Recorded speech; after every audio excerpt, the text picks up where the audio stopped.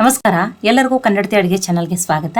ಇಲ್ಲಿ 2 ಆರೆಂಜನ್ನು ತೊಗೊಂಡಿದ್ದೀನಿ, 2 ಆ್ಯಪಲನ್ನು ತೊಗೊಂಡಿದ್ದೀನಿ, ಒಂದು ಸ್ವಲ್ಪ ಕಪ್ಪು ದ್ರಾಕ್ಷಿಯನ್ನು ತೊಗೊಂಡಿದ್ದೀನಿ, ಮತ್ತು ಈಗಂತೂ ಸ್ಟ್ರಾಬೆರಿ ಸೀಸನ್ ಆದರೆ ಸ್ಟ್ರಾಬೆರಿಯನ್ನು ತೊಗೊಂಡಿದ್ದೀನಿ. ಒಂದು 7-8 ಸ್ಟ್ರಾಬೆರಿಯನ್ನು ತೊಗೊಂಡಿನಿ.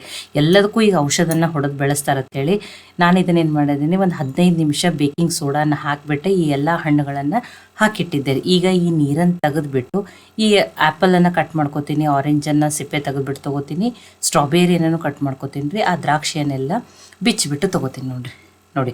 ಮತ್ತು ಈ ಆರೆಂಜ್ ಒಳಗಿಂದು ಅಥವಾ ಕಿತ್ತಳೆ ಹಣ್ಣು ಒಳಗಿಂದ ಏನು ಮಾಡಿದ್ದೀನಿ, ಬೀಜನೂ ತೆಗೆದುಬಿಟ್ಟು ತೊಗೊಂಡಿದ್ದೀನಿ ರೀ. ಆ್ಯಪಲ್ ಸಣ್ಣಾಗಿ ಕಟ್ ಮಾಡ್ಕೊಂಡಿದ್ದೀನಿ. ಆದಷ್ಟು ಫ್ರೆಶ್ ಆಗಿರುವ ಗಟ್ಟಿ ಇರುವ ದ್ರಾಕ್ಷಿಯನ್ನೇ ತೊಗೊರಿ.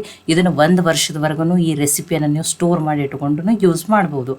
ಈಗ ಇವನ್ನ ಸ್ಟೀಮ್ ಮಾಡೋಕ್ಕಿದ್ದೀನಿ. ಆಲ್ರೆಡಿ ಕಡಾಯಿಯಲ್ಲಿ ನೀರನ್ನು ಹಾಕಿಬಿಟ್ಟು ಚಾಣಿಯನ್ನು ಇಟ್ಟಿನಿ ರೀ ನಾನು. ನೀವು ಯಾವುದೇ ರೀತಿ ಡೋಕ್ಲಾ ಪ್ಲೇಟಲ್ಲಿನೂ ಸ್ಟೀಮ್ ಮಾಡ್ಕೋಬೋದು.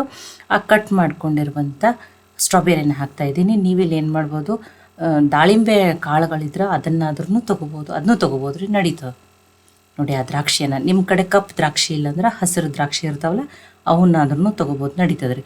ಇಲ್ಲಿ ನಾನು ಒಂದು ಸಣ್ಣ ಸೈಜದ ಬೀಟ್ರೂಟನ್ನು ಸಿಪ್ಪೆ ತೆಗೆದುಬಿಟ್ಟು ಸಣ್ಣದಾಗಿ ಕಟ್ ಮಾಡಿ ಹಾಕಿದ್ದೀನಿ ರೀ. ದೊಡ್ಡ ಸೈಜದ ಬೀಟ್ರೂಟ್ ಇತ್ತಂದ್ರೆ ನೀವೇನು ಮಾಡಿರಿ, ಅರ್ಧ ಅನ್ನ ಹಾಕಿರಿ. ಇದನ್ನು ಮೀಡಿಯಮ್ ಫ್ಲೇಮ್ದಲ್ಲಿ ಇಟ್ಟನೆ 15 ನಿಮಿಷ ಸ್ಟೀಮ್ ಮಾಡ್ಕೋತೀನಿ ರೀ. ನಾನಿಲ್ಲಿ ಯಾವುದೇ ಆರ್ಟಿಫಿಷಿಯಲ್ ಕಲರ್ಸನ್ನು ಬಳಸಲಾರ್ದೇ ಮಾಡ್ತಾಯಿದ್ದೀನಿ. ಅದನ್ನು ನ್ಯಾಚುರಲ್ ಕಲರ್ ಇರುವಂಥ ಬೀಟ್ರೂಟನ್ನು ತೊಗೊಂಡಿನಿ ನೋಡಿ. ಮೀಡಿಯಮ್ ಫ್ಲೇಮ್ದಲ್ಲಿ ಇಟ್ಟನೆ 15 ನಿಮಿಷ ಸ್ಟೀಮ್ ಮಾಡ್ಕೊಂಡಿನಿ ರೀ. ಎಲ್ಲನೂ ಸ್ಟೀಮ್ ಆಗಿ ಸಾಫ್ಟ್ ಆಗ್ಯಾವ. ಈಗ ಇವೇನಾಗಲಿ ರೀ, ಕಂಪ್ಲೀಟಾಗಿ ಆರಲಿ ರೀ. ಇದು ಕಂಪ್ಲೀಟಾಗಿ ಆರಬೇಕ್ರಿ. ಆರಿದ್ಮೇಲೆ ಮಿಕ್ಸಿ ಜಾರಿಗೆ ಹಾಕೋಬೇಕ್ರಿ.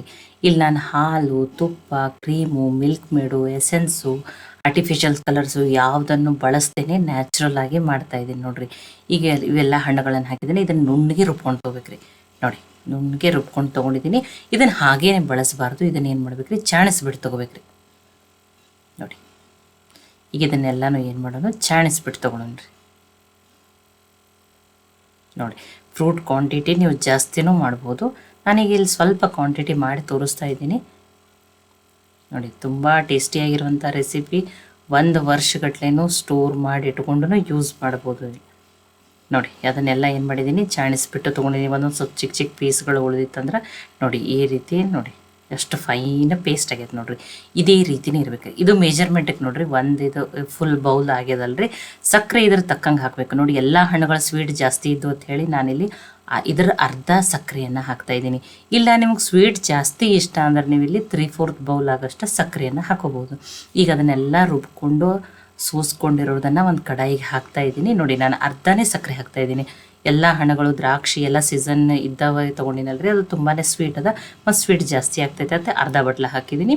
ಇಲ್ಲ ನಮ್ಗೆ ಇಷ್ಟ ಅಂದರೆ ನೀವು ನೋಡಿ, ಸೋಸಿ ಯಾವ ಬಟ್ಲೆ ನಿಮ್ಮದು ಮೆಜರ್ಮೆಂಟ್ ಆಗಿರ್ತದಲ್ಲ ಅದರಲ್ಲೇ 3/4 ಬಟ್ಲಾಗಷ್ಟು ಸಕ್ಕರೆನ ಹಾಕ್ಬೋದು. ಇಲ್ಲ ಇನ್ನೂ ಹೆಲ್ದಿ ಬೇಕು, ನಮಗೆ ಸಕ್ಕರೆನೇ ಬೇಡ, ಅದು ಹೆಲ್ತಿಗೆ ಒಳ್ಳೆಯದಲ್ಲ ಅಂದ್ರೆ ನೀವೇನು ಮಾಡಿರಿ, ಅದ್ರ ಬದಲಿ ಜೇನುತುಪ್ಪನೂ ಹಾಕಿರಿ. ಈಗ ಇದನ್ನು ಮೀಡಿಯಮ್ ಫ್ಲೇಮ್ದಲ್ಲಿ ಇಟ್ಟನೆ 40 ನಿಮಿಷ ಕುದಿಸ್ಬಿಟ್ಟು ತೊಗೋಬೇಕು. ಅವಾಗ ಈ ರೀತಿ ಕೈ ಆಡಿಸ್ಬಿಟ್ಟು ತೊಗೋರಿ. ಕುದ್ದಂಗೆ ಇದು ಗಟ್ಟಿ ಆಗ್ತದೆ. ಎಲ್ಲಿವರೆಗೆ ನಾನು ನಿಮಗೆ ಕುದಿಸ್ಬೇಕಂತನೂ ತೋರಿಸ್ತೀನಿ ನೋಡಿರಿ. ನೋಡಿ ಈಗ 40 ನಿಮಿಷ ಆಗಿದ್ರಿ, ಕುದ್ದಂಗೆ ಗಟ್ಟಿ ಆಗೈತಿ. ಇದನ್ನು ಹೆಂಗೆ ಟೆಸ್ಟ್ ಮಾಡ್ಬೇಕಂದ್ರೆ ಈ ರೀತಿ ಒಂದು ಪ್ಲೇಟಿಗೆ ಹಾಕೋರಿ ನೋಡಿ. ಇದು ಪರ್ಫೆಕ್ಟಾಗಿಯೇ ಈಗ ನೋಡಿ ಮಿಕ್ಸ್ಡ್ ಫ್ರೂಟ್ ಜಾಮನ್ನು ಮಾಡಿದ್ದೀನಿ. ಇದು ಪರ್ಫೆಕ್ಟಾಗಿಯೇ ಕುದ್ದಿತ್ತಂದ್ರೆ ನೋಡಿರಿ, ಈ ರೀತಿ ಜಾರಬಾರ್ದು ನೋಡಿರಿ, ಹಾಗೇ ನಿಂದಿರಬೇಕು. ಹಾಗಾಗಿತ್ತಂದ್ರೆ ಅಲ್ಲಿವರೆಗೂ ಗಟ್ಟಿ ಆಗಿತ್ತಂದ್ರೆ ನೀವು ಇದೇನು ಜಾಮ ಪರ್ಫೆಕ್ಟಾಗಿಯೇ ರೆಡಿ ಆಗ್ಯದ ಅಂದಂಗೆ ರೀ ನೋಡಿ. ಇಷ್ಟು ಗಟ್ಟಿ ಆದರೆ ಸಾಕ್ರಿ. ಇದು ಆರಿದ ಮೇಲೂ ಗಟ್ಟಿ ಆಗ್ತದೆ ಇನ್ನು ನೋಡಿ. ಈಗ ಇದು ಪರ್ಫೆಕ್ಟಾಗಿ ನಾನು 40 ನಿಮಿಷ ಮೀಡಿಯಮ್ ಫ್ಲೇಮ್ದಲ್ಲಿ ಇಟ್ಟನೆ ಕುದಿಸ್ಬಿಟ್ಟು ತೊಗೊಂಡಿದ್ದೀನಿ ನೋಡಿ. ಎಷ್ಟು ಪರ್ಫೆಕ್ಟಾಗಿ ಬಂದದ್ದು ನೋಡಿರಿ.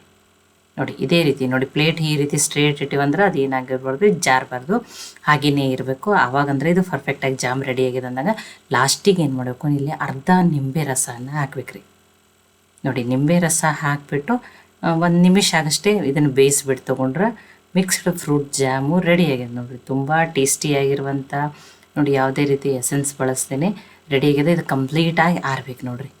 ನೋಡಿ ಎಷ್ಟು ಚೆನ್ನಾಗಿ ಬಂದಿದೆ ನೋಡಿರಿ. ಆ ಬೀಟ್ರೂಟ್ದಿಂದ ಕಲರ್ನು ಎಷ್ಟು ಪರ್ಫೆಕ್ಟಾಗಿಯೇ ಬಂದದ. ಇದನ್ನು ನೀವು ಏರ್ ಟೈಟ್ ಕಾಜಿನ ಬಾಟ್ಲದಲ್ಲಿ ಹಾಕಿಬಿಟ್ಟು 1 ವರ್ಷದವರೆಗೂ ಸ್ಟೋರ್ ಮಾಡಿ ಇಟ್ಕೊಂಡು ಯೂಸ್ ಮಾಡ್ಬೋದು ನೋಡಿ. ಅವಾಗ ಫ್ರಿಜ್ನಾಗ ಇಟ್ಟಾಗ ಇನ್ನೂ ಗಟ್ಟಿ ಆಗ್ತದೆ ರೀ ಇದು ನೋಡಿ. ನಾನು ನಿಮ್ಗೆ ಇಲ್ಲ ಮಕ್ಕಳಿಗೆ ನಿಮ್ಗೆ ಬ್ರೆಡ್ ಜೊತೆ ಇಷ್ಟ ಅಂದ್ರೆ ನೀವು ಇದನ್ನು ಬ್ರೆಡ್ ಜೊತೆ ಬಾಕ್ಸಿಗೆ ಹಾಕಿಕೊಡ್ರಿ, ಇಲ್ಲ ಚಪಾತಿ ಜೊತೆನೂ ಸರ್ವ್ ಮಾಡ್ಬೋದು ನೋಡಿ. ಟೇಸ್ಟಿಯಾಗಿರುವಂಥ ಮಿಕ್ಸ್ಡ್ ಫ್ರೂಟ್ ಜಾಮು ರೆಡಿ ಆಗಿದ್ರಿ. ಈಗೆಲ್ಲ ರೆಡಿಮೇಡ್ ತರ್ತೀವಿ, ಅದರಲ್ಲೆಲ್ಲ ತುಂಬ ಪ್ರಿಸರ್ವೇಟಿವ್ಸ್ ಇರ್ತಾವೆ. ಅಂಥದ್ದೆಲ್ಲ ಮಕ್ಕಳು ತಿನ್ನೋದ್ರಿಂದ ಈಗ ಸಣ್ಣ ಮಕ್ಕಳಿಗೆ ಎಷ್ಟು ಆರೋಗ್ಯ ಸಮಸ್ಯೆಗಳಿರ್ತಾವೆ ನೋಡಿರಿ ನೀವು. ತುಂಬಾ ಚಿಕ್ಕ ಚಿಕ್ಕ ಮಕ್ಕಳಿಗೆಲ್ಲ ಸಮಸ್ಯೆಗಳಿರ್ತಾವೆ. ಅಲ್ಲಿ ಏನಂದ್ರೆ ಇವು ರಿಯಲ್ ಫ್ರೂಟ್ಸನ್ನು ಬಳಸಿರೋದಿಲ್ಲ ಅವರು.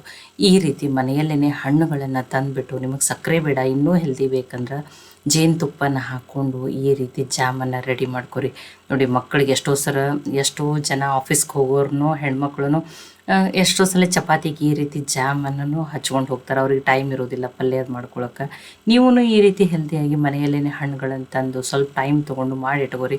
ನೀವು ಫ್ರಿಜ್ಜಲ್ಲಿ ಇಟ್ಕೊಂಡು ಒಂದು ವರ್ಷದವರೆಗೂ ಇದನ್ನು ಸ್ಟೋರ್ ಮಾಡಿ ಯೂಸ್ ಮಾಡ್ಬೋದು ನೋಡಿರಿ.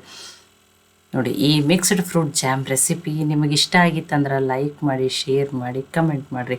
ಖಂಡಿತನೂ ಟ್ರೈ ಮಾಡಿ ನೋಡಿರಿ. ಮತ್ತು ಒಳ್ಳೆ ಹೊಸ ರೆಸಿಪಿಗಳಿಗಾಗಿ ಕನ್ನಡತಿ ಅಡುಗೆ ಚಾನಲನ್ನು ಸಬ್ಸ್ಕ್ರೈಬ್ ಮಾಡಿ, ಬೆಲ್ ಐಕಾನ್ ಪ್ರೆಸ್ ಮಾಡೋದನ್ನು ಮರಿಬೇಡ್ರಿ. ನೋಡಿ ನನ್ನ ಚಾನಲ್ ಕೆಳಗಡೆ ಯೂಟ್ಯೂಬ್ದಿಂದ ಒಂದು ಹೊಸ ಫೀಚರ್ ಬಂದದ್ರಿ, ಹೈಪ್ ಅಂತೇಳಿ. ನೀವೇನೋ ಡೌನ್ಲೋಡು, ಶೇರು, ರಿಮಿಕ್ಸು ಈ ಥರ ಆಪ್ಷನ್ಸ್ ಇರ್ತಾವಲ್ಲ, ಅದ್ರ ಮುಂದ್ಗಡೆನೇ ಅದು ಹೈಪ್ ಅನ್ನೋ ಆಪ್ಷನ್ ಇರ್ತದೆ. ಆ ಹೈಪನ್ನು ನೀವು ಪ್ರೆಸ್ ಮಾಡಿರಿ. ಈ ರೀತಿ ನೀವು ಹೈಪ್ ಮಾಡ್ರಂದ್ರೆ ಏನಾಗ್ತದೆ, ನನ್ನ ಕನ್ನಡತಿ ಅಡುಗೆ ಚಾನಲ್ ಒಳ್ಳೆ ವಿಡಿಯೋಗಳು ಇನ್ನೂ ಜಾಸ್ತಿ ಜನಕ್ಕೆ ತಲುಪ್ತಾವೆ. ಅದಕ್ಕೆ ದಯಮಾಡಿ ನನ್ನ ಕನ್ನಡತಿ ಅಡುಗೆ ಚಾನಲ್ಗೆ ಸಪೋರ್ಟ್ ಮಾಡೋಕ್ಕೆ ನೀವು ಹೈಪ್ ಮಾಡಿರಿ. ಅದು ಕಂಪ್ಲೀಟ್ಲಿ ಫ್ರೀ ಇರ್ತದೆ ರೀ. ನೀವು ಹೈಪ್ ಮಾಡಿ ನನಗೆ ಸಪೋರ್ಟ್ ಮಾಡಿರಿ.